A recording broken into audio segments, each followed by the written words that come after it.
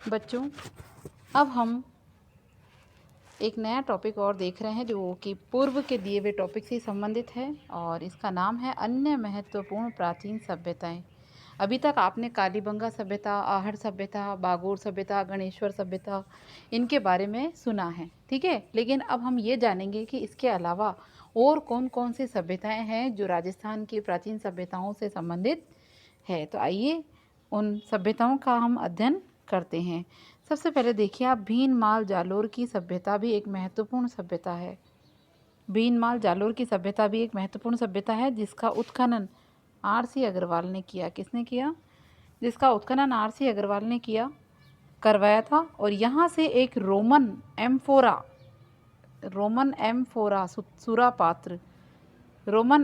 सुरापात्र व एक यूनानी सुराही मिली है। एक तो सुरापात्र मिला है और एक सुराही मिली है जो इसके विदेशी व्यापार का केंद्र होने की पुष्टि करती है। तो भीनमाल जो है आपको पता है जालोर में आता है और भीनमाल का प्राचीन नाम श्रीमाल है। क्या है? श्रीमाल था भीनमाल का प्राचीन नाम। तो आप समझ में आया आपको? यहाँ से सुरापात्र और एक सुराही मिली है जिससे ये पता चलता है कि इस सभ्यता के संबंध जो है विदेशी व्यापार का केंद्र था। और उसके बाद देखिए इसवाल उदयपुर से प्राक ऐतिहासिक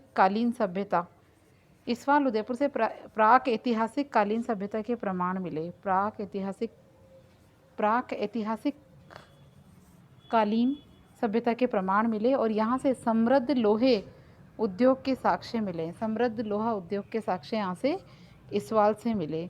फिर देखिए प्राचीन मत्स्य जनपद, आप जानते हैं प्राचीन मत्स्य जनपद के बारे में आपने सुन रखा है, अलवर के अंदर है स्थित बैराठ, जयपुर की बीजक पहाड़ी, भीम की डूंगरी, ठीक है, इंपॉर्टेंट है ये।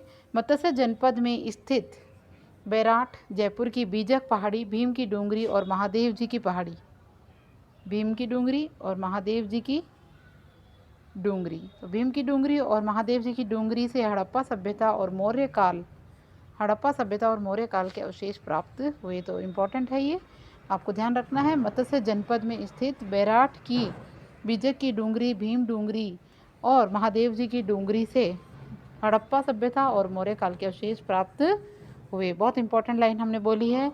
उसके अलावा आपने नाम सुन रखे हैं दयाराम साहनी, नील रत्न बनर्जी और कैलाश नाथ। दयाराम साहनी, नील रत्न बनर्जी, कैलाश नाथ दीक्षित जैसे विद्वान इसके उत्खनन में जुड़े हुए थे, ठीक है। मत्स्य जनपद में जो बैराठ की बीजक पहाड़ी से मिला है। बैराठ से एक गोल मंदिर और अशोक के स्तंभ, ठीक है, उसके अवशेष भी प्राप्त हुए। गोल मंदिर मिला है और अशोक के स्तंभ भी मिले बैराठ से। बैराठ के समीप अशोक का भाब्रू अभिलेख प्राप्त हुआ, ठीक है। बैराठ के समीप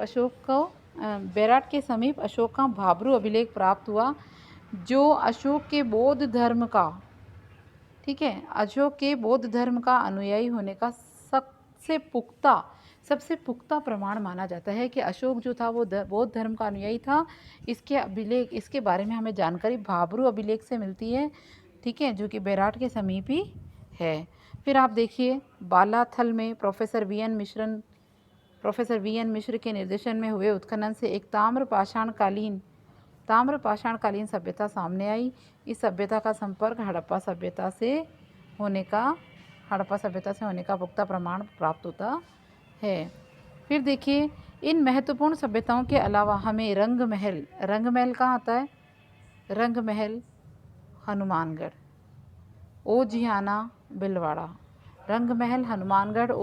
भिलवाड़ा, नगरी चित्तौड़, बरौर, गंगानगर, तिलवाड़ा, बाड़मेर और जोधपुरा, जयपुर, सोनारी, झुंझुनू और उसके अलावा रेड टोंक आदि प्राचीन सभ्यताओं के अवशेष भी राजस्थान से प्राप्त हुए हैं, ठीक है।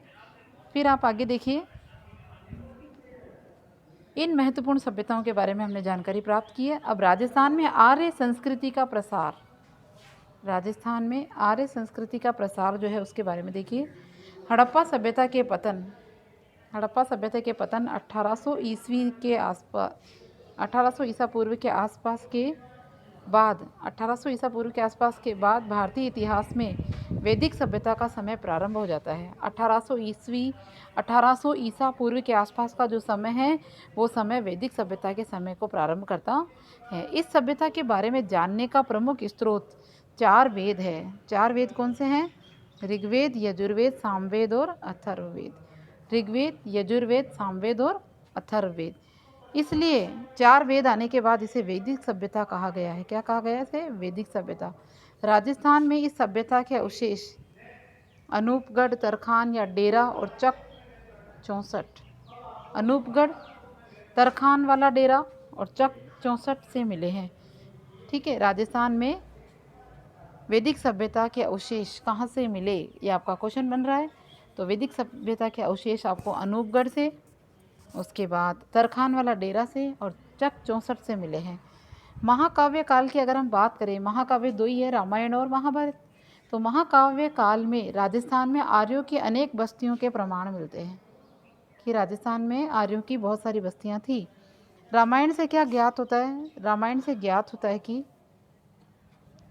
राम और रावण के युद्ध के समय जब दक्षिण सागर ने अपने ऊपर सेतु बनाना स्वीकार नहीं किया तो भगवान राम ने उसे डराने के लिए, समुद्र को डराने के लिए खींचा हुआ अपना अमोघ अस्त्र राजस्थान की ओर फेंका और यहाँ के समुद्र के स्थान पर यहाँ पर क्या हो गया? मरुस्थल हो गया।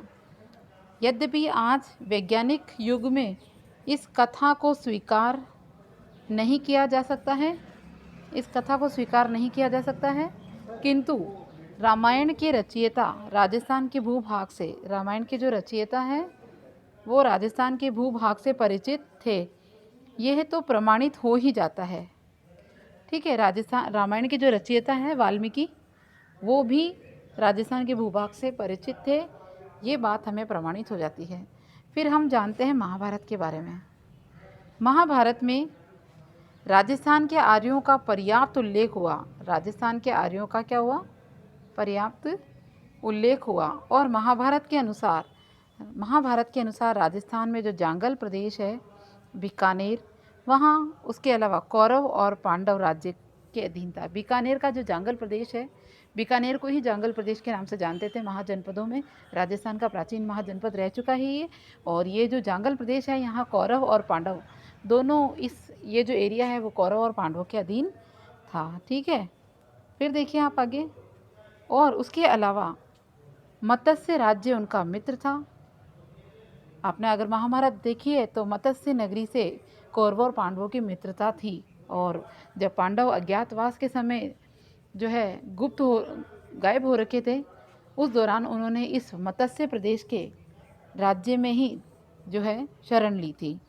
ठीक है, फिर देखिए अधीनस्थ राज्य थे। कहा जाता है कि पांडवों ने, ये देखिए इसमें लिखा हुआ भी है, पांडवों ने अपने अज्ञातवास का एक हिस्सा एक वर्ष भेष बदलकर मत्स्य देश के राजा, बहुत ही अच्छी जानकारी है, विराट के दरबार में, मत्स्य जनपद के राजा विराट के दरबार में समय व्यतीत किया। और महाभारत युद्ध में विराट अपनी सेना सहित पांडवों की ओर से लड़ता हुआ मारा गया। ठीक है, भारतीय इतिहास की भांति महाभारत के युद्ध के पश्चात से महात्मा बुद्ध के समय तक का जो राजस्थान का इतिहास है वो अंधकार में है, क्योंकि इस समय के बारे में जानने के पर्याप्त पुरातात्विक और लिखित साक्ष्य प्राप्त नहीं होते। ठीक है, किंतु बुद्ध के समय से भारतीय इतिहास के ऐतिहासिक युग के आरंभ होने के साथ ही राजस्थान के इतिहास के संबंध में भी पहले की अपेक्षा कुछ अधिक स्पष्ट और प्रामाणिक जानकारी मिलने लगती है। बौद्ध ग्रंथों के आधार पर विद्वानों का मत है कि 6ठी शताब्दी ईसा पूर्व में भारतीय राजनीति के रंगमंच पर दो विशेष प्रवृत्तियां दिखाई दी है। पहला, जनपदों का उदय हुआ और दूसरा साम्राज्य विस्तार हेतु जनपदों के लिए संघर्ष होना शुरू हो गया। ठीक है,